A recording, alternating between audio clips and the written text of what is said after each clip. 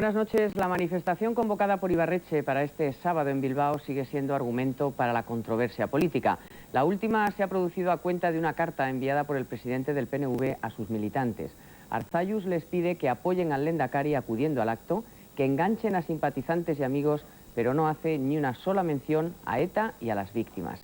Entre tanto, el PP insiste en pedir al PSOE que no asista a la manifestación. Hoy, el presidente del Gobierno, desde Seúl, ha dejado claras las razones del Partido Popular para no acudir mañana a Bilbao. Me parece lógica, coherente y solidaria una respuesta del Partido Popular, que no está dispuesta a participar en ninguna manipulación oportunista. Profundizaremos en este asunto y de nuevo miraremos con preocupación a Oriente Próximo, donde la situación se agrava por momentos, donde el proceso de paz se desintegra. Israel ha decidido suspender los acuerdos adoptados en el balneario egipcio de Sharm el-Sheikh y Arafat dice estar preparado para responder a las amenazas. Entre tanto, al menos 10 palestinos han muerto en distintos enfrentamientos registrados entre palestinos y soldados israelíes. Enfrentamientos que no han sido precisamente refriegas espontáneas. Se lo contaremos antes en titulares otras noticias que se han producido este viernes. La azucarera Ebro absorbe a Puleva y se crea la empresa líder del sector agroalimentario español. La operación, que se califica de amistosa, supera los 100.000 millones de pesetas. Más liberalización del comercio mundial, objetivo de la cumbre entre la Unión Europea y los países asiáticos. España reconoce al gobierno de Corea del Norte. Más de 100 muertos en el noroeste de Colombia. Este enfrentamiento entre el ejército y la guerrilla de las FARC ha sido el más cruel en lo que va de año. El delantero Luis Figo, antes barcelonista y hoy estrella blanca, objetivo de todas las miradas en el Barça-Real Madrid de mañana sábado. Se abre la Semana Internacional de Cine de Valladolid con 17 películas aspirantes a la Espiga de Oro, 3 de ellas españolas.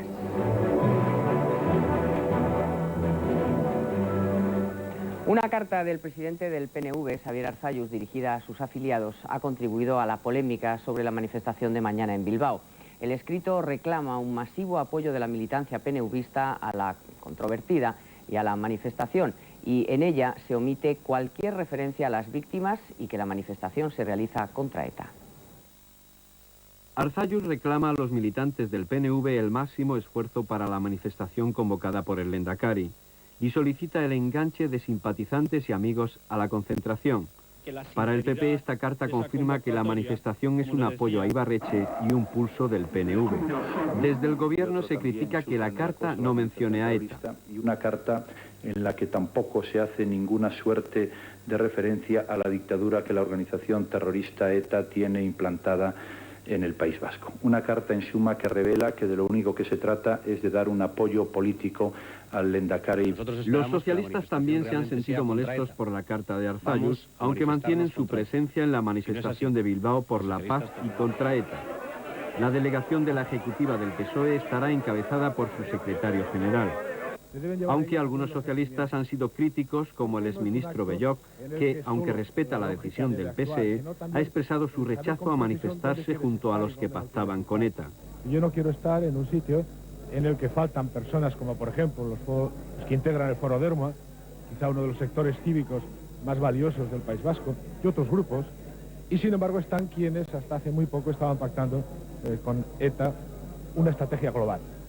El presidente del Gobierno, José María Aznar, desde Seúl ha señalado que la decisión del Partido Popular de no acudir a la manifestación del PNV es un acierto y considera que la participación del PSOE está provocando el desconcierto en las filas socialistas. Me parece coherente la del Partido Popular, no me podrá parecer muy coherente la del Partido Socialista, me parece un error, me parece una equivocación. Tengo la sensación de que eso ha producido, esa decisión, cierta decepción, profunda decepción o profundo desconcierto en muchos simpatizantes del Partido Socialista. También José María Aznar se ha referido a la polémica surgida a raíz de las declaraciones de la viuda de Luis Portero, el fiscal jefe de Andalucía, asesinado recientemente por ETA. Declaraciones en las que ha lamentado que su marido no tuviera escolta pese a haberla solicitado. El presidente ha dicho que comprende todo lo que pueda decir una familia que ha sufrido el terrorismo. La viuda de Luis Portero ha desvelado que su marido solicitó escolta personal por escrito 2 veces. La última, solo un mes antes de su muerte. Por lo tanto, le deniegan la escolta y él se molesta cuando recibe esa contestación y a un funcionario que hay en Fiscalía le dice que si le pasa algo, que saque ese documento a la luz. En base a ese documento, los fiscales andaluces han abierto diligencias para averiguar el tipo de protección con que contaba el fiscal asesinado. La familia ha dicho que como consecuencia de la primera petición, se le incluyó en un servicio de contravigilancia, con patrullas en su entorno. El gobierno ha asegurado que se extreman las medidas de seguridad con todos los medios disponibles y ha mostrado su respeto por la posición de la familia. El gobierno, el Ministerio del Interior, tiene que respetar siempre y siempre tiene que saber dar la razón a una familia que ha sido deshecha por una acción terrorista. Entonces yo vuelvo a reiterar una vez más que siempre tienen y tendrán razón. Y eso siempre significa un fracaso del Estado de Derecho en cada una de las acciones, no solo en esta, en todas y cada una de las acciones, ¿no? Y tenemos que saber reconocer las limitaciones que siempre tiene la seguridad en este sentido y en estos aspectos. Las fuerzas de seguridad protegen en estos momentos, fuera de Euskadi, a 664 personas, de las que más de un tercio son fiscales, jueces y magistrados. Los presuntos etarras Jon Igor Solana Matarrán y Arriet Iragui Gurruchaga se encuentran ya en prisión incondicional por orden de la juez Teresa Palacios. La magistrada les imputa 3 delitos de asesinato consumado y 5 frustrados. Hoy se han negado a hablar, pero ante la policía reconocieron su participación en los atentados perpetrados por el Comando Andalucía de ETA desde el pasado mes de julio. Planeaban, además, atentar contra un ferry Valencia-Ibiza y secuestrar a un empresario andaluz. Ahora las pruebas balísticas demuestran que las pistolas intervenidas coinciden con los casquillos encontrados en el lugar de los hechos. Según los análisis, Solana habría asesinado al concejal Martín Carpena y al coronel Muñoz Cariñanos, mientras Iragui fue quien disparó contra el fiscal Luis Portero. La lucha contra el terrorismo es un problema común de los 15 países de la Unión Europea. Así lo entienden los ministros de Justicia Ángel Acebes y de Interior Mayor Oreja, que han estudiado con el comisario de la Unión Europea cómo hacer más fácil la extradición de los terroristas. Francia y España son los países más interesados en colaborar en este campo. Se trata de sortear los obstáculos jurídicos que en ocasiones complican la entrega de los detenidos a otros países. Nos vamos a la economía porque ha nacido la primera empresa del sector agroalimentario español. Se llamará Ebro Puleva y es el resultado de la absorción calificada de amistosa realizada por la empresa azucarera. Será el próximo lunes cuando los consejos de administración de Azucarera Ebro y Puleva aprueben su fusión por absorción de la primera sobre el 100% de la láctea. La operación se califica de amistosa por ambas partes y la cantidad a pagar superará los 100.000 millones de pesetas. La nueva Ebro Puleva será líder del sector agroalimentario español con unas ventas superiores a los 400.000 millones de pesetas y una posición destacada en los sectores azucarero, arrocero y lácteo. El presidente de Ebro Puleva será José Manuel Fernández Norniella, ahora al frente de Azucarera, pero las labores ejecutivas serán para Javier Tallada, actual presidente de Puleva. Las dos compañías fueron suspendidas de cotización una hora después de la apertura de la sesión, cuando la azucarera subía casi un 8% y la láctea un 3%. Podrían volver a cotizar el lunes. Otra fusión amistosa, la que proyectan Endesa y Iberdrola, parece que va a acabar en final feliz. Repsol y PF estaría pensando renunciar a presentar una OPA y abrir un proceso de diálogo, aunque no quiere hablar de negociación. La petrolera se muestra dispuesta a comprar un importante paquete de activos. Hoy el presidente del gobierno aseguró en Seúl que el Ejecutivo no va a aceptar que haya menos de 5 operadores en el sector eléctrico y que tampoco permitirá que ninguno alcance un tamaño superior al que actualmente tiene Endesa. También ha hecho hincapié en que el gobierno va a garantizar el cumplimiento de las reglas de la competencia y el interés de los consumidores en el marco de la defensa del interés general.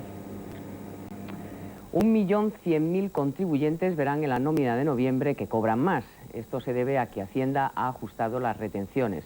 Los colectivos que se beneficiarán de esta decisión aprobada hoy por el Consejo de Ministros son los contribuyentes que convivan con mayores de 65 años y solteros, viudos y separados que vivan con hijos menores de 25 años. En el supuesto de las familias monoparentales se establece una desgravación de los hijos del 100% y no la mitad como se hacía hasta ahora. La regularización le supondrá a estos contribuyentes una paga extra, ya que tiene carácter retroactivo desde enero. A Hacienda le costará esta modificación unos 35.000 millones de pesetas. Y vamos ya con la bolsa, que ha cerrado una de las peores semanas de los últimos años y lo ha hecho capeando el temporal con ganancias moderadas. Sin embargo, no creo que se pueda decir, Luis Lianes, que las cosas van ya bien, ¿no? Pues todavía no. Buenas noches. En principio esa es la intención y el afán ya quizá para la próxima semana, porque esta semana en todo caso ha sido, decimos, de vértigo, de nervios y hasta de pánico. La más dura que se recuerda desde el mini crash de 1998 y que cierra con balance negativo de lunes a viernes a pesar de los avances de ayer y también de la propina de hoy. El IBEX 35 ha salvado la cara, animado por la recuperación del mercado tecnológico americano, pero el nuevo mercado sigue amenazante. Hoy ha sido la cuarta sesión de mayor volumen de este año. Wall Street también ha cerrado con alzas motivadas por el nuevo impulso del Nasdaq y los resultados de Coca-Cola, y a la espera también de la fusión de United Technologies y de Honeywell. Destacamos en el día de hoy a Puleva y Ebro Azucarera, leche con azúcar. Fuerte rebote para Tecnocom y para Bankinter, que se recupera del varapalo de las últimas sesiones, también dragados por las mayores estimaciones de beneficio. Lo mejor de la semana quizá es que ya ha pasado. Demasiado trajín bursátil y también empresarial. Esperemos que las cosas vengan más tranquilas la próxima.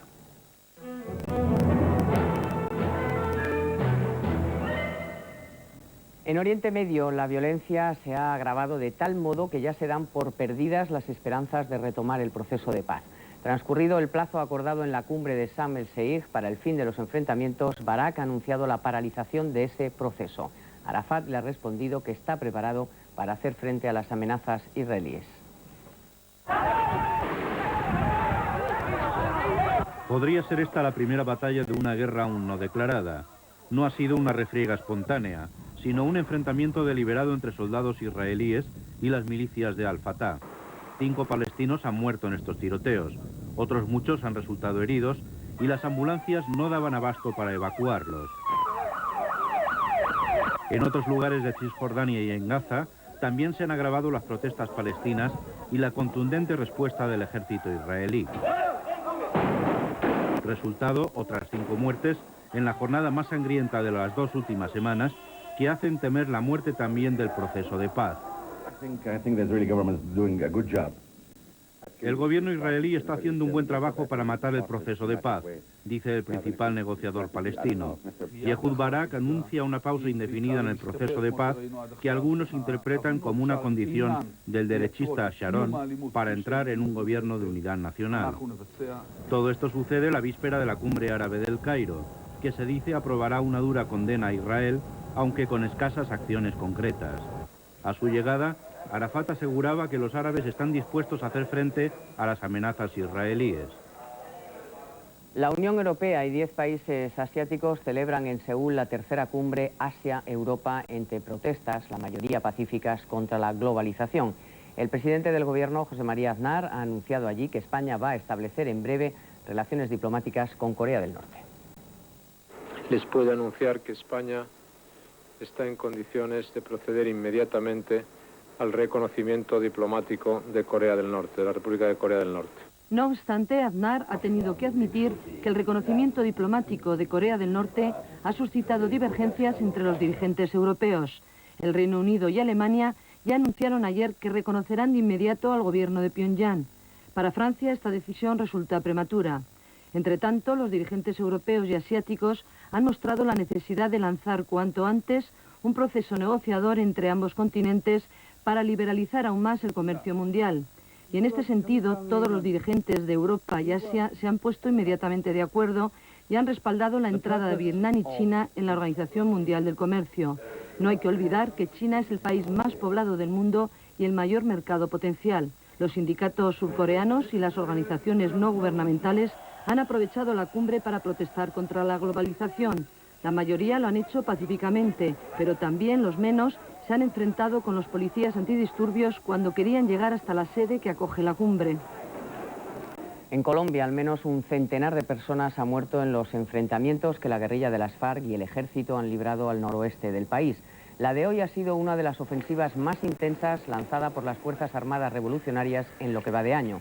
Los guerrilleros han atacado 2 pueblos en los departamentos de Antioquia y Chocó. También 22 militares han muerto al caer a tierra un helicóptero de transporte de tropas. Los cadáveres han sido trasladados a Medellín. Y seguimos con otra tragedia, el incendio de una discoteca en México, en el que han muerto calcinadas 20 personas y más de 30 han resultado heridas. El fuego tuvo su origen en una explosión de bombonas de gas y en menos de 2 horas destruyó el local, que con 3.000 metros cuadrados era una de las mayores discotecas de Hispanoamérica. La puerta principal quedó bloqueada por el fuego, el techo se cayó y las insuficientes salidas de emergencia hicieron inevitable la tragedia. Les vamos a contar ahora otras noticias de forma más resumida. Diego, el niño que fue acogido por una pareja de Soria, se ha reencontrado en Salamanca con sus padres biológicos, que han de seguir en tratamiento psiquiátrico. El pequeño vivirá con sus tías maternas o en un centro de acogida que garantice su intimidad ante la curiosidad de los medios. La policía incauta en Madrid y León un alijo de 45 kilos de cocaína y drogas de diseño al desmantelar una red internacional dedicada al tráfico de drogas y al blanqueo de dinero. Hay 10 detenidos españoles y 10 colombianos. Utilizaban empresas tapadera y en 3 años movieron 6.000 millones de pesetas. En un nuevo caso de malos tratos, una mujer de 59 años ha estado a punto de morir tras recibir 36 puñaladas de su marido. La víctima había presentado una demanda de separación en junio. Ahora se recupera en un hospital de Sevilla y el agresor ha sido puesto a disposición de la justicia. En Barcelona, los 260 tripulantes de 25 países que trabajaban en un barco de crucero sobreviven de milagro, después de que la empresa que les contrató quebrara hace mes y medio. Se han quedado sin su sueldo y sin poder volver a sus países. Ahora, solo la ayuda humanitaria evita que pasen hambre. Lluvioso y desapacible fin de semana en toda España. Y atención, porque el Instituto de Meteorología alerta sobre un posible temporal en la zona norte, sobre todo en Asturias y en áreas del Mediterráneo.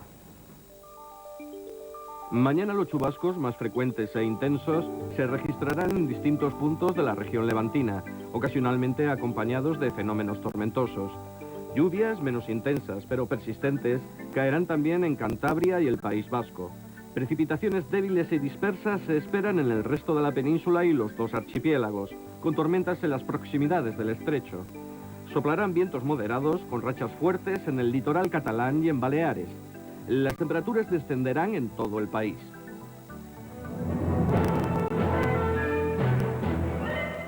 Y vamos ya con los deportes. A pesar de que el regreso de Figo al Camp Nou, pero con la camiseta blanca, haya ocupado la atención informativa de la última semana en el estadio del Barça, habrá 22 jugadores que jugarán uno de los partidos probablemente más intensos de la Liga.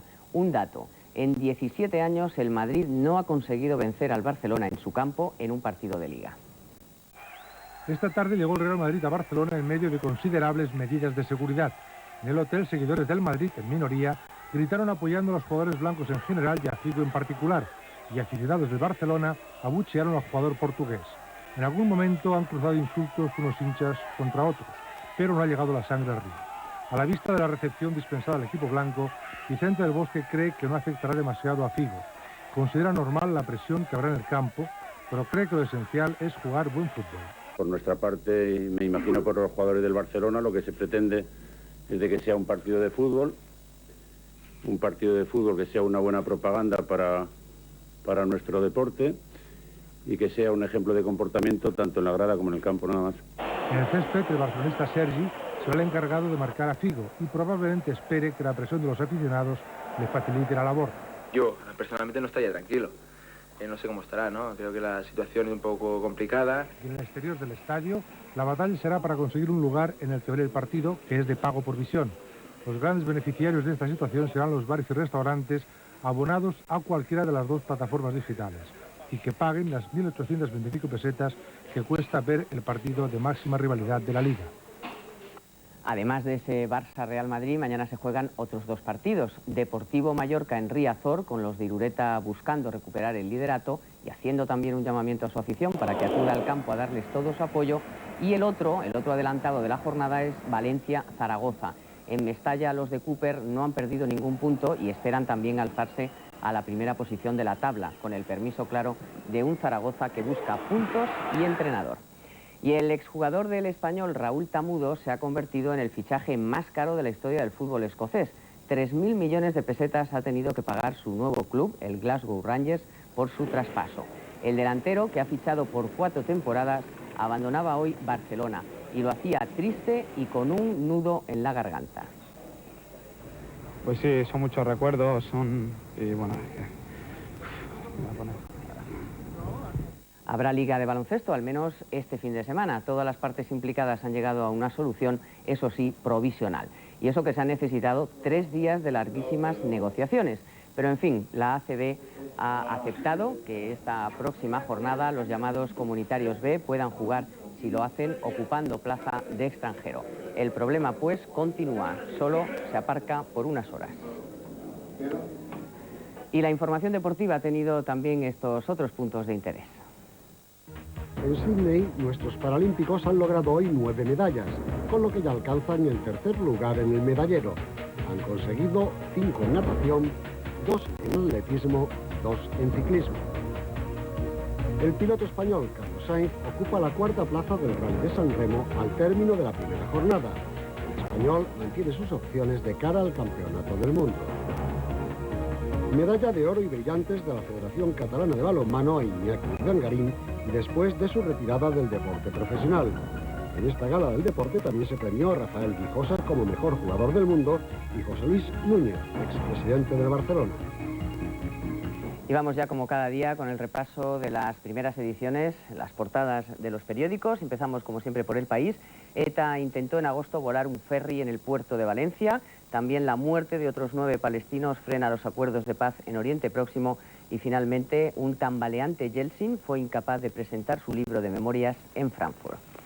El Mundo dedica la mayor parte de su portada a la nueva mayoría en el Parlamento Vasco aprueba revisar los libros de historia, también a la muerte de otros 11 palestinos, ya que Israel interrumpe el proceso de paz, y una lluvia de billetes falsos y miles de silbatos recibirán hoy a Figo en el Camp Nou. ABC dedica toda su portada a Oriente Próximo, otra sangrienta jornada hace añicos el alto el fuego entre israelíes y palestinos. También el partido de Figo y azucarera Ebro absorbe Puleva y crea el mayor grupo alimentario español. La Vanguardia, los jóvenes no se van de casa hasta los 26 años, Cataluña es una de las comunidades que menos ayudan al tercer mundo y Repsol y Gas Natural frenan su OPA hostil sobre Iberdrola después de reunirse con Rato. Y La Razón a toda página, ETA iba a volar un barco de pasajeros en Valencia con 100 kilos de explosivos. También se refiere a que aún confío en que la vacuna del SIDA funcione en humanos y también Figo se enfrenta esta noche al infierno del Noca. Y un año más comienza en Valladolid la Semana Internacional de Cine. En esta edición, papel destacado para las mujeres y los jóvenes directores. 17 películas aspiran al máximo galardón, la Espiga de Oro, 3 de ellas españolas. Un emocionante musical protagonizado por la cantante islandesa Björk, dirigida por Lars von Trier y ganadora de la Palma de Oro de Cannes, ha abierto esta edición del Festival de Valladolid. En la gala de inauguración se ha vuelto a recalcar la vocación de calidad de este festival, que este año apuesta por las mujeres y los jóvenes directores. Yo creo que el festival de este año tiene un carácter marcadamente femenino. El encuentro de nuevos autores está dedicado a las mujeres, nuevas realizadoras. La mayoría del jurado es femenino. Hay un homenaje, como hemos dicho, a Josefina Molina. Y al margen de ello, Valladolid yo creo que se ha convertido en la mejor plataforma para el cine joven español. A lo largo de 9 días desfilarán por los cines de Valladolid las 17 películas que compiten por la Espiga de Oro. 3 de ellas son españolas. Habrá también documentales, cortos y la obra desconocida en España de 15 directores europeos. Homenajes a la española Josefina Molina, el británico Mike Leigh y el dramaturgo Arthur Miller. Del que fuera marido de Marilyn Monroe se proyectan 7 películas con guión suyo y se muestran las fotografías realizadas por la agencia Magnum durante el rodaje de la película Vidas Rebeldes. El ciclo de flamenco del Colegio de Médicos de Madrid, que muy adecuadamente se llama A Corazón Abierto, está un otoño más entre nosotros y van 4. Es una muestra que goza de un gran prestigio entre los entendidos. Hay artistas consagrados, hay nuevos valores, como es el caso de Dieguito el Cigala, que es, pues bueno, le gusta muchísimo a los modernos influyentes. Esta noche ha actuado el Cigala y allí nos hemos ido. Con él les dejamos, gracias siempre por su confianza y hasta el lunes.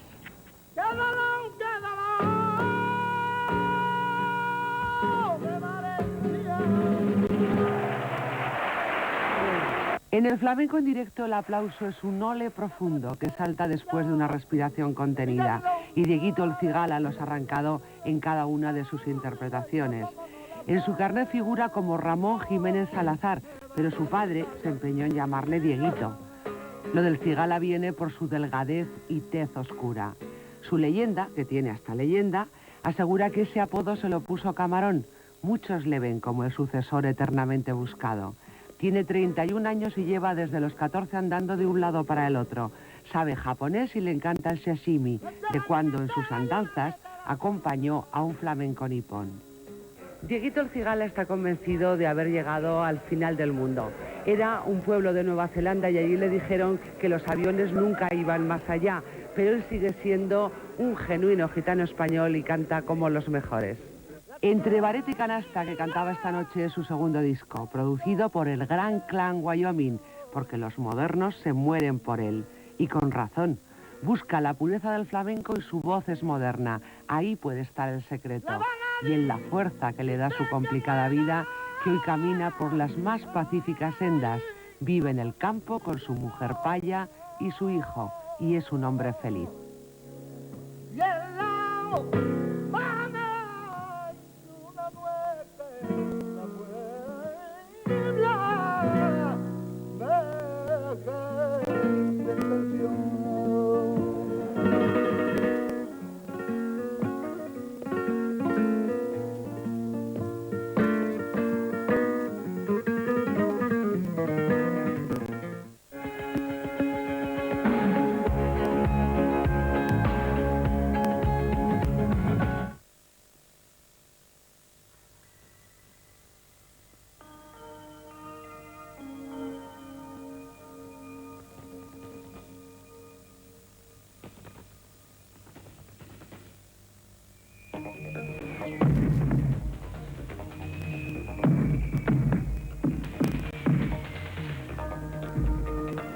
Volta, aceita Florinda.